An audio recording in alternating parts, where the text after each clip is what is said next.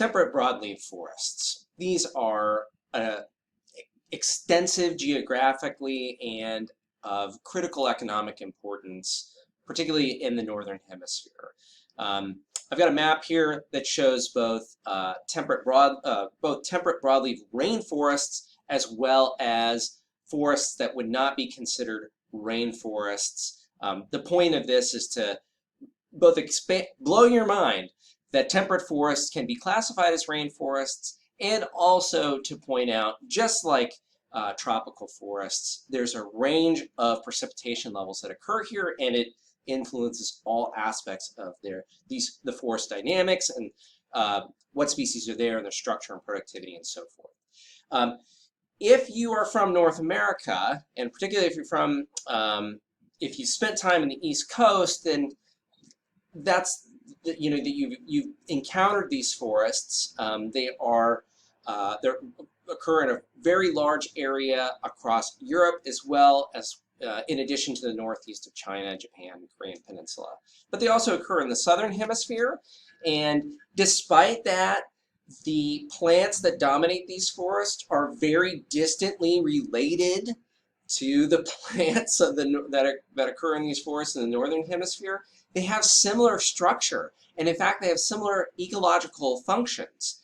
And this is an example of convergent evolution.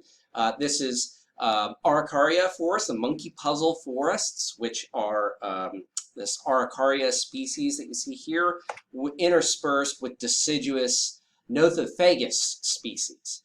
Now, if those two genera are not familiar to you, that's totally cool. They don't occur naturally in North America, but the main point here is that their ecological functions are very similar. What do I mean by that? Well, these forests tend to be dominated by broadleaf species. They're oftentimes deciduous, and here's a photograph from the East Coast. This is in Connecticut. These forests are deciduous. That is an adaptation to the long and cold winter that is very ecologically important in these forests. They're not, don't misunderstand, just like the photograph from Chile, conifers are important components of these forests, and sometimes they can even dominate a particular site. Here's an example of eastern hemlock, which is dominating sites that have poor soils or poor drainage. And sometimes, in the case of the eastern US, these forests are also more likely to occur in areas that were not cleared for agriculture.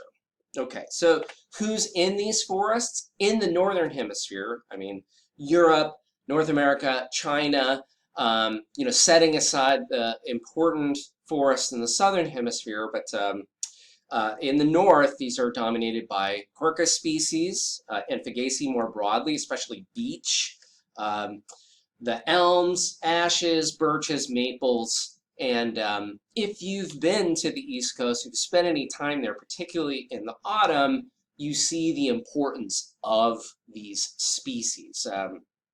Fall foliage in New England is really cool, especially in a year that's been wet.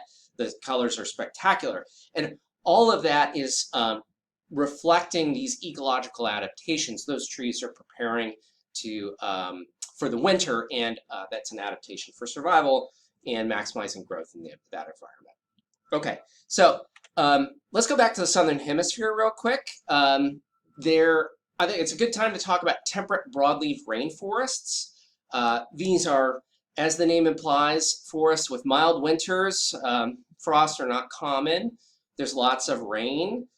They're rare in North America under just normal circumstances, maybe a little bit in Florida, but they were historically more common in the southern hemisphere, but regrettably most have been converted into pasture and farmland. Probably the best example of this type of forest that you could see now is in New Zealand, and particularly in Northland, which is the northern part of the North Island of New Zealand. Really awesome forests. They're fairly high statured, they're very productive, and they are very diverse. Now, it's the southern hemisphere. there are many families and genera that dominate these ecosystems, which you would not be familiar with if your botanical knowledge is based in North America. However, we wave my hands vigorously here. They're really cool and they're really diverse and they're like nothing you've ever seen, kind of. I mean, the species aren't the things that you see dominating. There's a lot of, well, they're like other forests. They're just really cool. Okay, I'm really excited about them. They have been, there's been a lot of loss of this forest type because of clearance for agriculture and grazing and so forth. And it's a shame, in great part because there's a lot of species in these forests that have clear economic importance. It could be good for timber production and so forth. Here's just a little bit of a couple examples of why these places are, how they end up being so funky. Here are two examples of evergreen coniferous species. The thing on the left, you look at that and you say, yeah, that looks like a conifer. The thing on the right, you might not think that's a conifer, but that's a podocarp. And it has this really crazy leaf habit. That's actually specialized stem tissue. Anyway, it's like nothing you would encounter in a wildland in the northern hemisphere. In New Zealand in particular, because there were no native mammals, birds end up filling the niches that things like squirrels or marmots or mountain lion even would the ecological functions that those animals would provide. So seed dispersal and stuff. I'm not a birder, but even I can see that the bird fauna in New Zealand is really unique and pretty cool to look at.